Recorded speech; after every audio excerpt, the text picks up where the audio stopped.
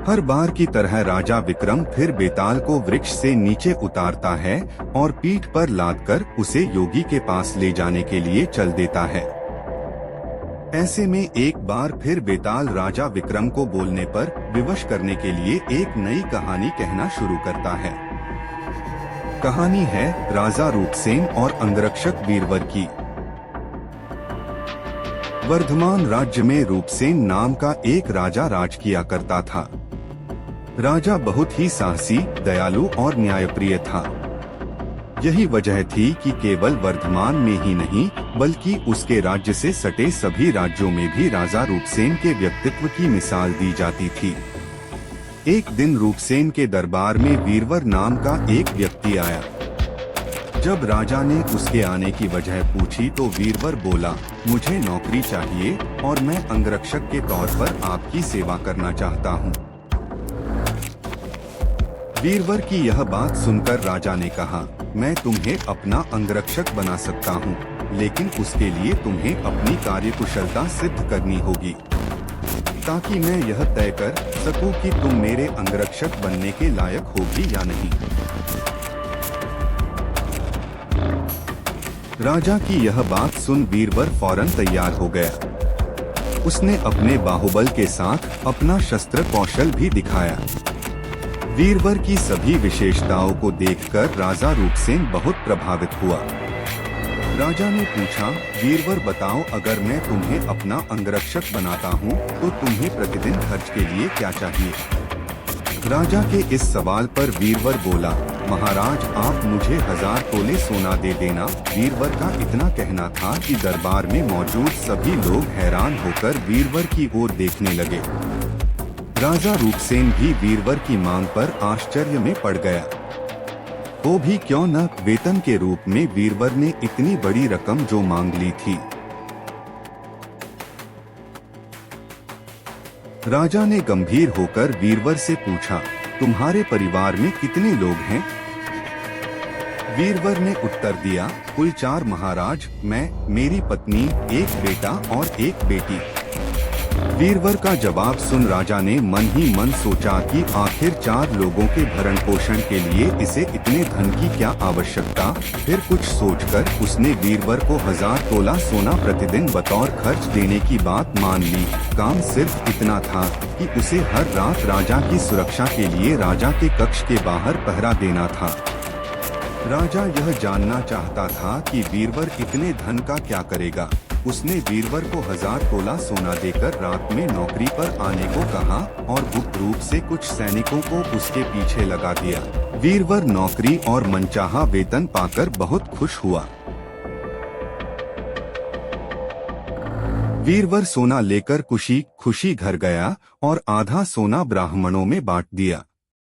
बाकी जो आधा बचा उसके 2 हिस्से किए। एक हिस्सा वैरागियों, सन्यासियों और मेहमानों को दिया। फिर बचे हुए सोने से अनाज मंगाया और बढ़िया पकवान बनवाए। तैयार पकवान को पहले गरीबों को खिलाया और फिर उसके बाद जो बचा उसे अपने परिवार के साथ मिल बांट कर खाया। वीरवर की निगरानी कर रहे सैनिकों ने यह सारा नजारा देख जाकर राजा को बताया। राजा को यह जान संतोष हुआ कि उसके द्वारा दिए धन को वीरवर अच्छे काम में लगा रहा है। अब राजा को यह देखना था कि वीरवर अपने काम में कितना खरा उतरता है।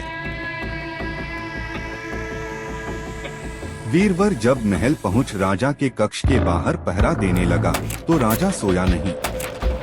राजा पूरी रात चुपके से जांच करता रहा कि वीरवर अपना काम कितनी ईमानदारी से करता है। राजा ने पाया कि वीरवर बिना पलक झपकाए पूरी मुस्तैदी से कक्ष के बाहर पहरा दे रहा था। वीरवर की ऐसी कर्तव्यनिष्ठता देख राजा बहुत ही खुश हुआ। वीरवर प्रतिदिन इसी तरह सूरज ढलते ही महल पहुंच जाता और राजा की सुरक्षा में तैनात रहता। जब भी राजा को किसी भी चीज की जरूरत होती, वीरवर हमेशा हाजिर रहता। ऐसे ही देखते देखते कई माह गुजर गए। एक रात कुछ अजीब घटना घटी। राजा ने आधी रात किसी स्त्री की रोने बिलखने की आवाज सुनी। स्त्री की आवाज सुन राजा बहुत हैरान हुआ। राजा ने वीरवर को बुलाया और कहा, जाओ और पता लगाकर आओ कि इतनी रात को कौन रो रहा है। साथ ही उसके रोने की वजह भी मालूम करना। राजा का आदेश मिलते ही वीरवर वहां से फौरन उस स्त्री के रोने का कारण जानने के लिए निकल पड़ता है। थोड़ी दूर जाने के बाद वीरवर को एक स्त्री दिखाई दी। वह स्त्री सिर से पांव तक गहनों से लदी हुई थी। वह कभी नाचती, कभी कूदती और कभी सिर पीट पीट कर रोती। यह सब देख वीरवर उस स्त्री के पास गया। उसने स्त्री के ऐसा करने के पीछे का कारण पूछा।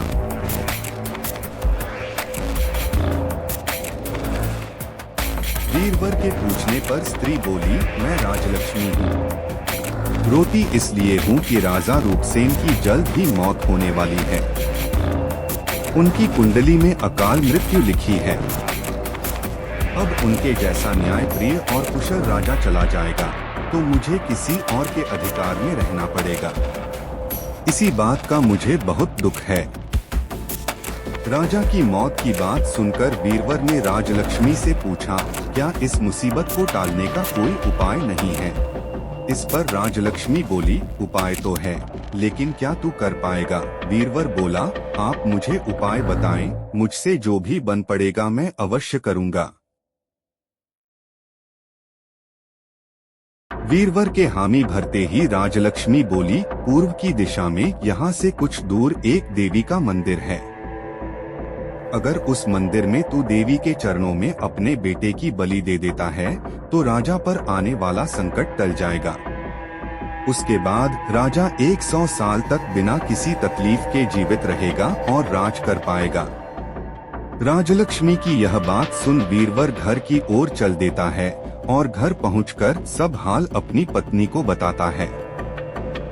इतने में उसका बेटा और बेटी भी जग जाते हैं।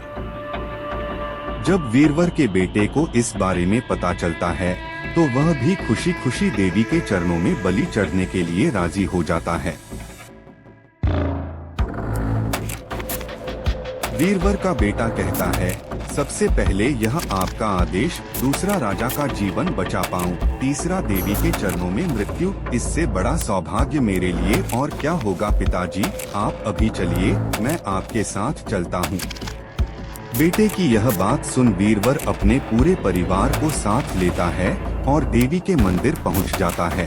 मंदिर पहुंच वीरवर ने अपनी तलवार निकाली और यह कहते हुए, माँ यह बलि स्वीकार करो और मेरे राजा को लंबी आयु प्रदान करो, बेटे का सिर धड़ से अलग कर दिया। भाई की मौत पर वीरवर की पुत्री भी माता के चरणों में सिर पटककर अपनी जान दे देती है। पुत्र और बेटी दोनों के मर जाने पर वीरवर की पत्नी कहती है, पुत्र और पुत्री दोनों को खोने के बाद मैं भी जीना नहीं चाहती। इतना कहते हुए वीरवर की पत्नी वीरवर के हाथ से तलवार छीन अपना शीश माता के चरणों में चढ़ा देती है। पत्नी की मृत्यु के बाद अब वीरवर सोचता है कि मैं अपने परिवार में अकेला रह गया हूँ तो फिर मेरे जीने का भी क्या फायदा। यह सोचते हुए सामने पड़ी तलवार से वह खुद को भी खत्म कर लेता है। जब इस बारे में राजा रूपसेन को मालूम हुआ तो वह भी मंदिर पहुँचे और सारा नजारा देख बहुत दुखी हुए। उन्होंने सोचा कि मेरी जान बचाने के लिए 4 लोगों ने अपनी जिंदगी गंवा दी, ऐसे में धिक्कार है मेरे राजा होने पर, ऐसे जीवन का मैं क्या करूंगा। बस यही सोचकर राजा अपनी तलवार खींच लेता है। राजा अपनी तलवार से अपनी गर्दन काटने जा ही रहा था कि तभी अचानक वहां देवी प्रकट हो जाती हैं। देवी कहती हैं, राजन मैं तेरे साहस से प्रसन्न हूँ, तू जो भी वर मांगेगा तुझे वह हासिल हो जाएगा। देवी की यह बात सुन राजा कहता है, देवी आप वीरवर और उसके परिवार को जिंदा कर दो। देवी तुरंत वीरवर और उसके पूरे परिवार को दोबारा जिंदा कर देती हैं। इतना कहकर बेताल बोला, बताओ विक्रम, इन सब में सबसे बड़ा बलिदान किसका? विक्रम बोला, बेताल सबसे बड़ा बलिदान राजा का हुआ। बेताल ने पूछा, वो क्यों? विक्रम बोला, सुनो, पिता की आज्ञा का पालन करना पुत्र का धर्म होता है। सेवक का अपने राजा के लिए अपने प्राण दे देना उसका कर्म। वहीं अगर राजा अपने सेवक के लिए अपनी जान देने को तैयार हो जाए तो वह बड़ी बात है। इसीलिए राजा का बलिदान ही सबसे बड़ा हुआ। विक्रम से यह जवाब पाकर बेताल कहता है, बहुत खूब विक्रम, तूने सही जवाब दिया, लेकिन तू भूल गया, मैंने कहा था कि तू बोला तो मैं चला। इतना कहकर बेताल फिर वहीं पेड़ पर जाकर उल्टा लटक जाता है। कहानी से सीख। एक सच्चा राजा और नेता वो होता है जो अपनी प्रजा के लिए हमेशा समर्पित रहता है और उसके लिए जान की बाजी भी लगाने को तैयार रहता है।